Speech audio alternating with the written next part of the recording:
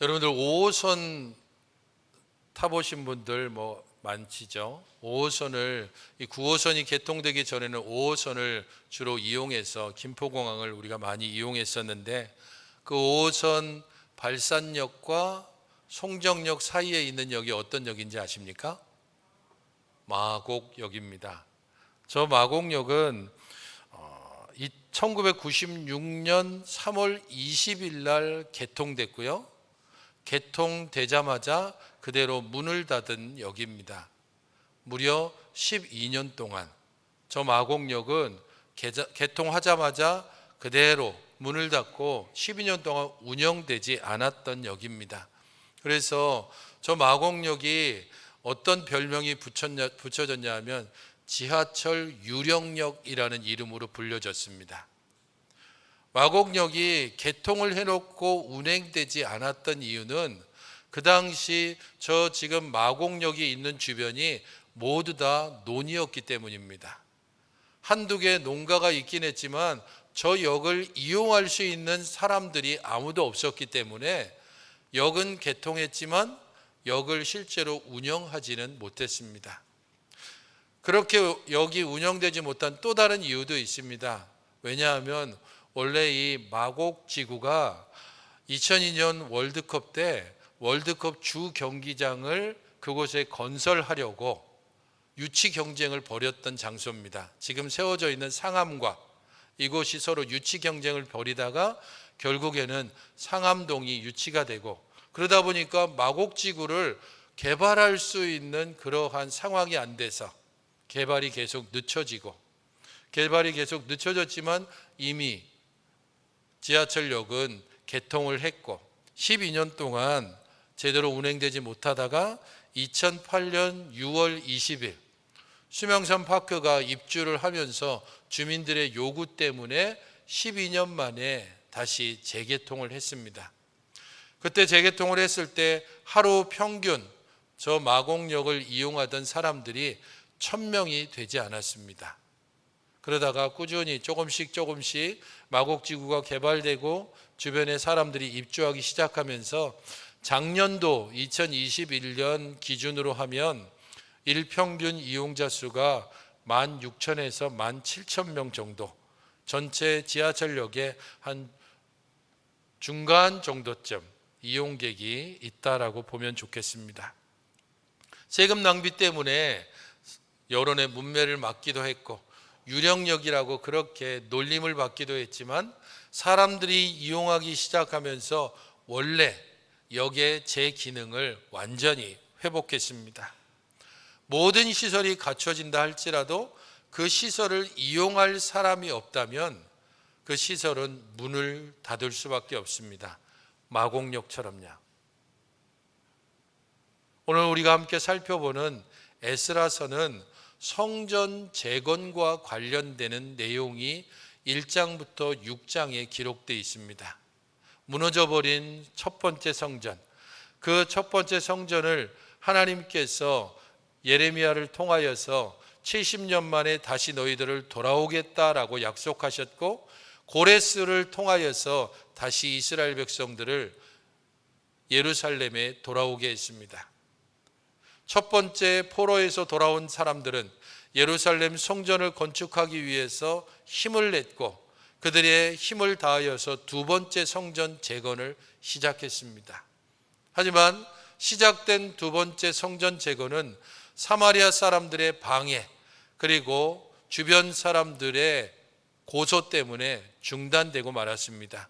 무려 16년 동안 첫 번째 성전을 재건했지만 첫 번째 성전이 무너지고 두 번째 성전 재건을 시도했지만 방해 때문에 16년간 멈춰서 있다가 학개와 스가랴 선지자들의 권면을 받고 이스라엘 백성들은 다시 힘을 내서 두 번째 성전을 재건하기 시작했습니다. 그 기간이 4년이었습니다.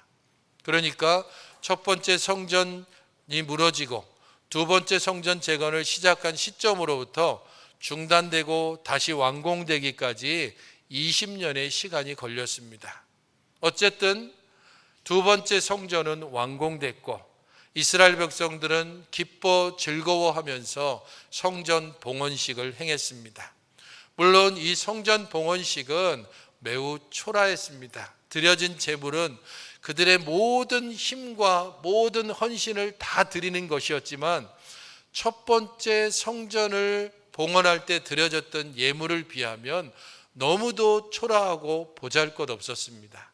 그럼에도 불구하고 그들은 자신들의 모든 헌신을 다했기 때문에 즐거워했고 성전 봉헌식을 드린 후에 유월절 제사를 그들은 드리면서 하나님 앞에 자신들이 어떤 사람들인지를 분명히 알고 하나님 앞에서 새로운 이 땅에서의 믿음의 삶을 다짐했습니다. 오늘 본문 7장 1절은 바로 그 일이 있은 다음의 일들을 기록합니다. 7장 1절을 같이 한번 읽어보시겠습니까? 1절입니다. 시작. 이 일 후에 바사왕 아닥사스다가 왕위에 있을 때에 에스라라 하는 자가 있으니라. 그는 스라야의 아들이요 아사랴의 손자요 hil기야의 증손이요. 6장까지는 두 번째 성전을 다시 재건하고 봉헌식을 하고 유월절 제사를 드린 것으로 6장의 끝이 있습니다. 그리고 7장 1절에서 2일 후에라고 얘기했기 때문에 유월절 제사를 드리고 성전 봉헌식을 한 바로 그 뒤에 곧바로 7장이 있는 것처럼 여겨집니다. 하지만 역사를 보게 되면 6장과 7장의 사이는 그냥 한두 달 정도의 간격이 있는 것이 아니고 무려 57년이라고 하는 시간이 6장과 7장 사이에 있습니다.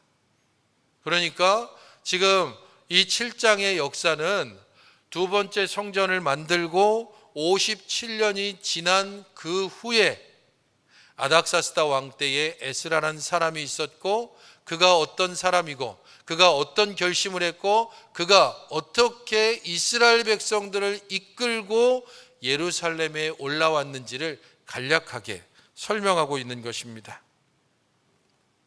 57년이 지났습니다.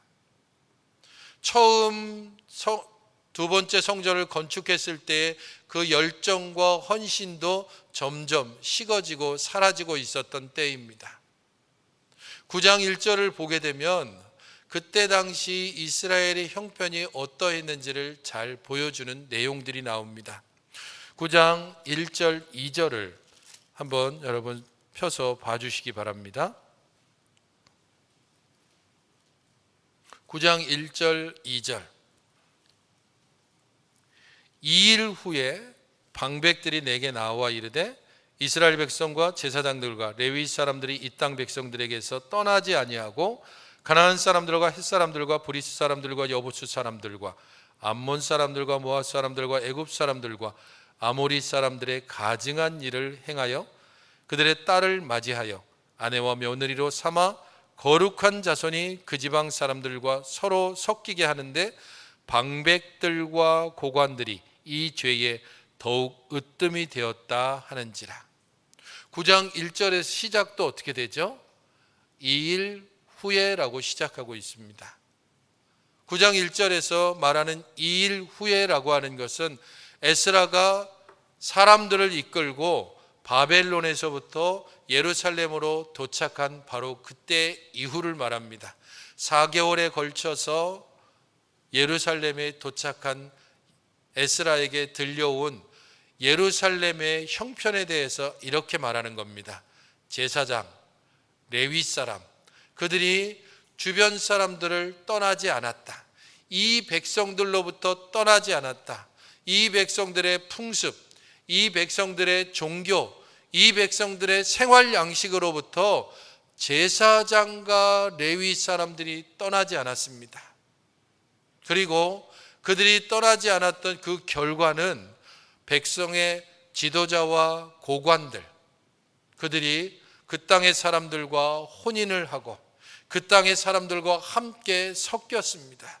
더 이상 하나님의 성전에서 하나님 앞에 신실하고 온전하게 제사 드리는 제사장과 레위 사람들이 57년의 시간이 지나고 나니까 거의 찾아볼 수 없는 지경입니다. 처음의 열정과 헌신이 사라진 자리, 여전히 두 번째 성전은 덩그러니 그곳에 있지만 거기에서 진심으로 제사하는 자들도 없고, 그곳에서 하나님의 은혜를 구하는 자들도 없고, 그곳에서 하나님을 만나는 사람들도 없다는 겁니다. 마곡역이 지어진 후에 12년 동안 이용되지 못했던 것처럼 20년에 걸쳐서 시작하고 중단하고 다시 건설하는 그런 과정을 거쳐서 완성된 두 번째 성전, 그 성전이 57년을 지나면서 그냥 건물로만 남아있고 유령 성전처럼 백성들이 이용하지도 않고, 백성들이 이용한다 할지라도 진심을 담아 하나님을 만나는 장소가 되지 못한 것이 지금 에스라가 마주하는 현실입니다. 바로 그때에, 아닥사스다 왕 때에 에스라라고 하는 사람이 있었다라고 말하면서 그의 가문을 1절부터 5절까지 소개하고 있습니다. 누구의 1대손, 2대손 쭉 거슬러 올라가서 최정점, 그 시작을 말하고 있는데, 대제사장 아론의 16대 손이다. 모세의 형이었고 이스라엘 백성들을 이끌고 함께 출애굽했던 지도자였고, 하나님께로부터 친히 지명함을 받아서 이스라엘의 초대 대제사장이 되었던 아론, 그 아론 가문의 16대 손이었던 에스라라고 하는 사람을 소개하고 있는 것입니다. 그를 이렇게 길게 소개하는 이유는 단 한 가지입니다. 이스라엘의 지금 상황, 그들의 무너진 심령과 영혼, 성전이라고 하는 건물은 있지만 진즉 그들의 심령과 영혼, 곧 하나님의 온전한 성전이 되어야 할 이스라엘이 무너져 버린 상황에서 다시 그들을 하나님께로 이끌고 다시 그들을 하나님께 중재해야 될 사람으로 에스라를 소개하고 있습니다. 초대 대제사장 아론의 16대 손이었던 에스라가 그 일에 가장 합당한 사람임을 그의 가문을 통해서 보여주고 있는 것입니다. 6절부터 10절에서는 에스라가 어떤 사람인지, 그가 어떤 결심을 했는지, 왜 그런 결심을 했는지에 대하여서 소개하고 있습니다. 그는 어떤 사람입니까? 6절을 같이 한번 보시기 바랍니다. 6절입니다. 같이 읽겠습니다. 시작. 이 에스라가 바벨론에서 올라왔으니 그는 이스라엘의 하나님 여호와께서 주신 모세의 율법에 익숙한 학자로서 그의 하나님 여호와의 도우심을 입음으로 왕에게 구하는 것은 다 받는 자이더니. 에스라가 어떤 인물인지를 6절에서 소개하고 있는데, 먼저는 그가 하나님 앞에 어떤 사람인지를 소개하고 있습니다. 여호와께서 주신 모세의 율법에 익숙한 학자입니다. 그는 대제사장 가문의 16대 손입니다. 그도 제사장이었고 제사장으로서의 직무를 온전히 행할 수 있는 사람입니다. 하지만 그가 지금 있는 이곳 바벨론에서는 더 이상 제사장의 역할이 없습니다. 성전도 없고 제사를 드리는 이스라엘 백성도 없습니다. 그렇기에 제사장의 직임은 있지만 이 직임을 따라서 제사장의 직무는 수행할 수 없는 상황입니다. 일반적인 상황이라면 내가 왜 여기 있는지, 나는 도대체 어떤 사람인지, 그로 인하여서 분노하고 원망하고 불평하면서 세월을 허송세월할 수도 있을 겁니다. 나를 제사장으로 택했다면 마땅히 제사장의 직무를 행해야 되는데 이곳에서 도대체 나 어떡하란 말입니까? 라면서 불평과 원망을 쏟아놓을 수 있는 상황이었습니다. 그러나 그는 하나님 앞에 어떤 사람이었는가? 모세의 율법에 익숙한 학자였다라고 소개하고 있습니다. 제사장의 직무를 행할 수는 없지만 제사장이 어떤 사람인지를 알기 위해 모세의 율법을 배웠을 겁니다.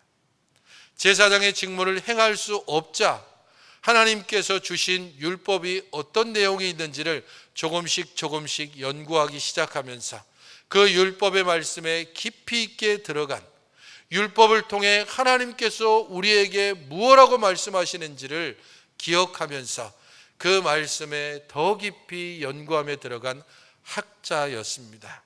원망과 불평보다는 오히려 하나님의 뜻을 알기에 자신의 시간을 투자했던 사람, 그가 바로 에스라였습니다.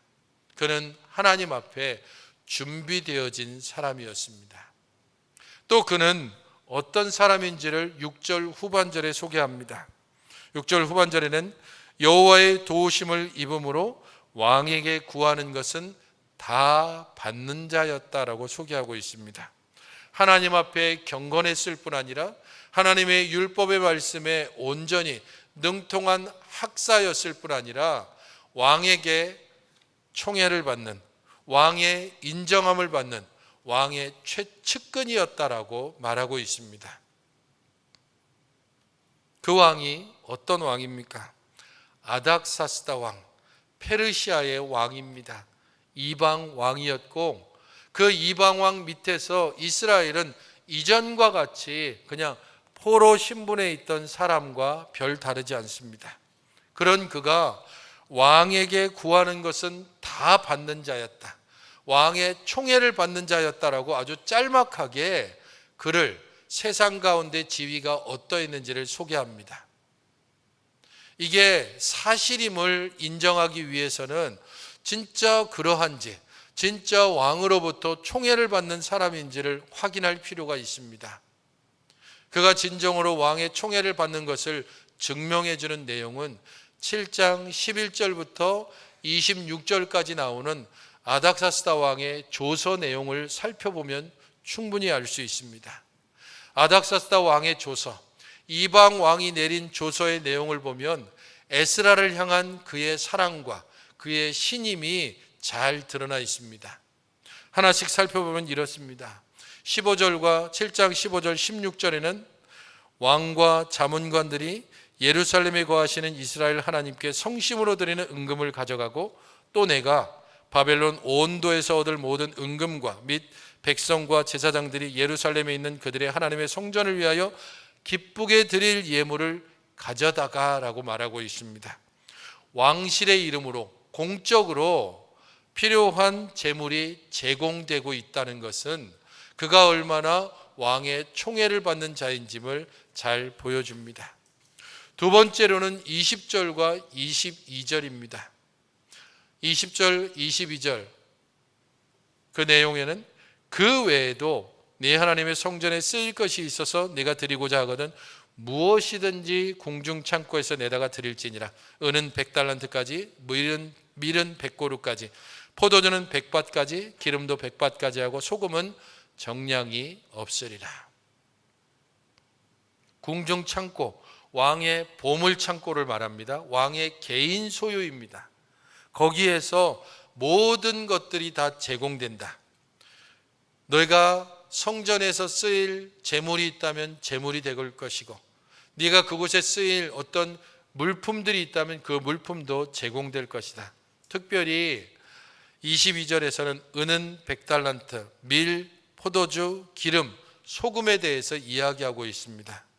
여기에서 제공되어지는, 물론 한정이 있는 물품이 있고 한정이 없이 제공되는 게 있습니다. 한정을 두고 있는 은 100달란트까지, 지금으로 환산을 한다면 은 3.7톤을 말합니다. 8월 달 은 시세로 지금 이 3.7톤을 계산하면 약 3억 정도가 됩니다. 그 부분을 지금 에스라에게 제공하는 겁니다. 밀은 1300말, 포도주와 기름은 130말입니다. 소금은 정하지 않고 제공하겠다라고 이야기하고 있는데, 이 소금은 쉽게 말하면 당시 현금과 같은 역할을 했습니다. 왕의 녹을 먹는 자라고 했을 때 왕의 소금을 먹는 자라고 그렇게 조서에 올린 것은, 왕이 그 신하에게 내리는 물품으로서 소금을 제공하고, 이 소금은 현금과 같은 기능을 가지고 있기 때문에 이 말은 내가 원하는 것은 무한정 제공하겠다는 의미가 됩니다. 그만큼 신뢰를 받고 있습니다. 24절에서는 성전에서 봉사하는 자들의 세금을 면제해 주고 있는데, 성전에서 일하는 자들에게 조공과 관세와 통행세를 받지 않겠다라고 말합니다. 25절부터 26절에서는 법관과 재판관을 세우는 것뿐 아니라 죄에 따라서 그를 사형하거나 귀양시키거나 옥에 갇히는 것까지도 허락하고 있습니다. 사법권을 주고 있는 겁니다. 이 정도쯤 되면 그야말로 에스라에게 왕이 행할 수 있는 권력을 거의 그에게 위임했다고 볼 수 있습니다. 이것은 무엇을 말합니까? 에스라는 그냥 평범한 인물이 아닙니다. 에스라는 그냥 하나님 앞에 결심하고, 이 결심을 따라서 사람들을 모아서 예루살렘으로 데리고 간 사람이 아닙니다. 그는 자기가 원한다면 왕의 모든 권력을 갖다가 쓸 수 있는 사람입니다. 그는 자기의 자리에서 모든 앞날이 다 제공되어져 있는 사람입니다. 자기가 원한다면 페르시아의 권력을 자기 것인 양 행사할 수 있는 그런 위치에 있던 사람입니다. 그런 에스라가 그 자리에서 내려와 지금 가보지도 못했던 자기의 아버지 때, 자기의 할아버지 때, 자기의 증조 할아버지 때에 망해서, 그래서 이 땅에 돌아온 그러한 나라로 지금 올라가겠다라고 결심하고 있습니다. 왜 그가 그런 결심을 했을까요? 10절이 그 이유를 말해주고 있습니다. 10절을 같이 한번 읽어보시겠습니까? 10절입니다. 시작.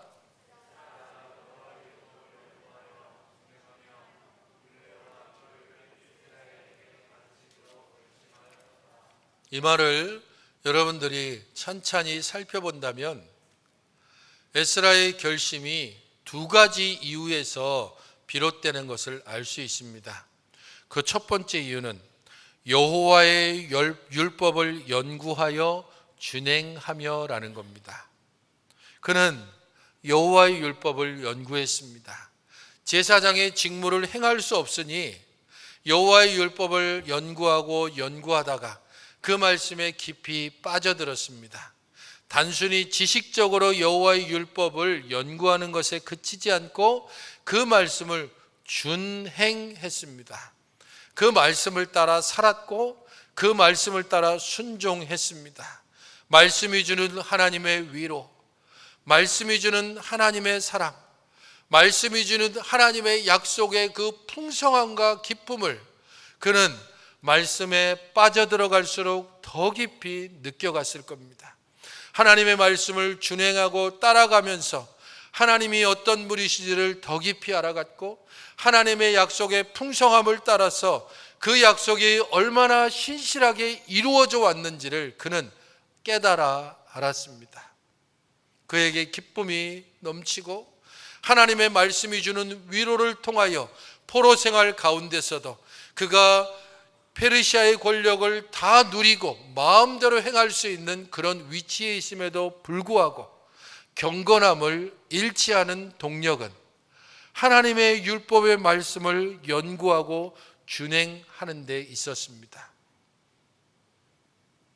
그리고 그는 거기에 그치지 않고 이 율례와 규례를 이스라엘에게 가르치기로 결심했습니다. 나만 누리는 기쁨, 나만 누리는 즐거움이 아니라 하나님의 약속이 하나님의 언약 백성에게 있다는 것을 기억하고, 이 하나님의 언약을 제대로 알지 못하고 페르시아에 동화되어 살아가는 안타까운 자기의 동료들. 먼저 떠나서 성전을 건축했지만 아마도 그 소식을 그는 충분히 들어왔을 겁니다. 그곳이 어떻게 지금 돼가고 있는지를 충분히 알았을 것입니다. 하나님의 성전이 지어졌지만 하나님의 성전이 제대로 된 기능을 하지 못한다는 것을 알면서 그 마음의 원통함과 그 마음의 비통함을 가지고 어떻게 하면 하나님의 성전을 다시 하나님의 백성들이 제사하는 자리로, 하나님을 만나는 곳으로, 하나님의 약속과 은혜와 사랑을 경험하는 곳으로 만들 수 있을까를 생각하며 이 백성들에게 하나님의 약속을, 하나님의 율례를, 하나님의 규례를 가르쳐야 되겠다고 굳게 결심하고 있는 것입니다. 사랑하는 성도 여러분, 에스라의 결심은 자기의 모든 권리를 포기하는 것을 의미합니다. 자신의 주어진 앞길을 스스로 막아버리고 다른 길을 선택하는 것을 의미합니다. 그는 하나님께로 향한 그 말씀의 온전함 가운데 빠져들었고 이 말씀을 백성들에게 좀 더 가르치기로 결심했습니다. 그래서 그는 사람들을 모았고 그들과 함께 올라갔습니다. 7절을 보십시오. 아닥사스다 왕 제7년에 이스라엘 자손과 제사장들과 레위 사람들과 노래하는 자들과 문지기들과 느디닌 사람들 중에 몇 사람이 예루살렘으로 올라올 때에 이 에스라가 올라왔으니 왕의 제7년 다섯째 달이라. 사람들을 데리고 그는 아닥사스다 왕 제7년 첫째 달, 그때 사람들과 함께 올라갔고, 그리고 그가 올라갈 그때에 하나님께서 어떻게 그와 함께 하셨는지를 9절에서는 이렇게 소개하고 있습니다. 첫째 달 초하루에 바벨론에서 길을 떠났고 하나님의 선한 손에 도우심을 입어 다섯째 달 초하루에 예루살렘에 이르니라. 이때에 올라온 사람들은 정확하게 1758명입니다. 처음 바벨론에서 예루살렘으로 올라갔던 사람들이 4만 명이었던 것을 생각하면 너무도 적은 숫자입니다. 충분히 그럴 수 있습니다. 왜냐하면 처음 포로로 끌려왔던 때로부터 지금 그들이 두 번째로 올라가는 때를 기간으로 환산하면 130년이라는 그러한 기간이 흘렀습니다. 자신의 할아버지의 할아버지 아니면 할아버지의 할아버지의 할아버지 때의 이야기입니다. 굳이 안락한 이 자리를 버리고 예루살렘으로 올라갈 이유가 없습니다. 그럼에도 불구하고 약 1700명의 사람들이 에스라의 인도로 예루살렘으로 올라갔습니다. 쉽지 않은 넉 달의 기간, 그 기간 동안 하나님께서 그를 어떻게 도우셨는지를 한마디로 요약하고 있는데 하나님의 선한 손에 도우심을 입었다라고 말하고 있습니다. 하나님의 선한 도우심에 대해서는 8장에서 그 길을 걸어가는 것에 대해 자세하게 설명하지 않습니다. 넉 달 동안 어떤 일이 있었는지를 에스라는 말하고 있지는 않지만 단 한마디로 이렇게 소개하는 겁니다. 하나님의 선한 손에 도우심. 바벨론을 떠나서 예루살렘까지 이르는 그 넉 달 동안 하나님의 도우심이 에스라와 그리고 그와 함께했던 1758명과 함께했습니다. 사랑하는 성도 여러분, 에스라라고 하는 이름은 하나님의 도우심이라고 하는 뜻입니다. 그는 그의 이름처럼 하나님의 도우심을 따라 포로 중에 있는 그 땅에서 제사장 직분을 행할 수 없음에도 하나님의 율법의 말씀을 연구하고 그 율법의 말씀을 준행함으로 더욱더 하나님을 깊이 알고 사랑했습니다. 그는 자기가 하나님을 알고 사랑하고 하나님께서 약속하신 것을 온전히 알고 그 기쁨을 백성들과 함께 나누기를 원했고, 그러기 위해서 사람들과 더불어 장래가 보장된 자리를 포기하고 바벨론에서 예루살렘을 향해 올라갔습니다. 이 선한 결심에 하나님의 선한 손의 도우심이 함께했습니다. 바벨론에 있을 때에도 하나님의 선한 도우심이 함께했고, 예루살렘으로 올라가기로 결심했을 때에도 하나님의 선한 도우심이 에스라와 사람들을 붙잡았고, 예루살렘으로 올라가는 4개월의 기간 동안 하나님의 선한 도우심이 이 무리들과 함께 했습니다. 그러므로 성도 여러분,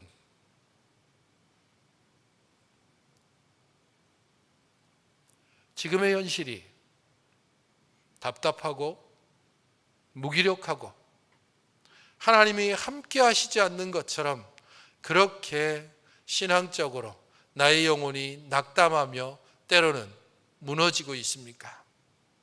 아니면 막 무너지기 직전입니까? 돌이켜 하나님의 선한 도우심이 나의 일생 가운데 어떻게 함께 했는지를 생각해 보십시오. 하나님께서 우리를 향해 얼굴을 돌리셨습니까? 하나님께서 우리를 향해서 뻗으셨던 손을 거두어 들이셨습니까? 하나님께서 우리에게 보내시던 그 따뜻한 눈길을 지금은 분노로 이글거리며 나를 보고 계시는 것입니까? 결코 그런 일은 일어나지 않고 일어나지도 않습니다. 하나님의 손은 여전히 우리를 향해 뻗어 있고, 하나님의 눈길은 여전히 우리를 향해 가장 따뜻하게 비춰지고 있습니다. 문제는 우리가 하나님께로부터 시선을 돌렸고 우리의 손이 오그라들어서 하나님을 향해 뻗지 못하는 데 있습니다.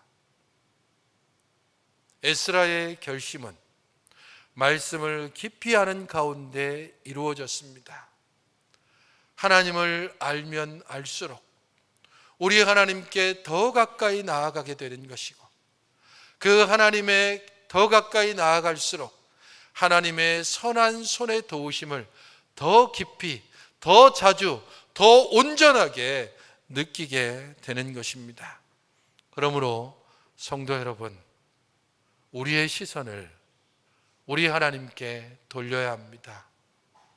우리의 마음을, 우리의 영혼을 더 주께 온전히 날개치며 올라가야 합니다.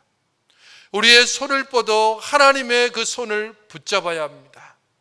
그러할 때 시편 43편 5절에 시인이 이렇게 찬양했던 것을 우리의 찬양으로 함께 부를 수 있을 것입니다. 같이 한번 시편 43편 5절 큰 소리로 함께 암송하겠습니다. 시작. 내 영혼아, 네가 어찌하여 낙심하며 어찌하여 내 속에서 불안해하는가? 너는 하나님께 소망을 두라. 그가 나타나 도우심으로 말미암아 내 하나님을 여전히 찬송하리로다. 낙심하며 불안하며 두려워하는 우리들의 마음을 하나님께서 도우실 것이고 붙잡으실 것이고 우리들을 향한 시선을 결코 거두지 아니하실 것입니다. 이사야 41장 13절에 약속하신 것처럼 나 여호와 너의 하나님이 내 오른손을 붙들고 내게 이르기를 두려워하지 말라, 내가 너를 도우리라 하시는 이 말씀처럼 두려움 없이 하나님의 도우심을 향해 우리의 손, 우리의 마음, 우리의 영혼을 우리 하나님께로 온전히 뻗어 나아가시고, 그리하여 하나님의 손을 잡고 하나님과 함께 동행하며 하나님으로 말미암아 우리의 영혼이 두려움 가운데서도 온전한 평안함을 누리는 우리의 삶이 되도록 우리의 시선을 이 땅이 아니라 하나님께로 돌리시며 우리의 손을 이 세상이 아니라 하나님께로 곧게 뻗어 주와 함께 동행하시는 여러분들이 되시기를 주님의 이름으로 축원드립니다. 하나님 아버지, 우리의 연약한 마음을 주께서 붙드시고 우리의 힘없는 손을 주의 손으로 붙잡아 주셔서 주 안에서 능력 있게 하시고 주 안에서 강건하게 하시고 주와 더불어 우리의 발걸음이 더욱더 힘있게 하여 주시옵소서. 우리 주님으로 말미암아 더욱더 온전하게 되도록 우리의 시선을 오직 주께 돌려 주와 함께 걸어가는 우리의 믿음의 걸음걸음들이 되게 하여 주시옵소서. 예수님의 이름으로 기도하옵나이다. 아멘.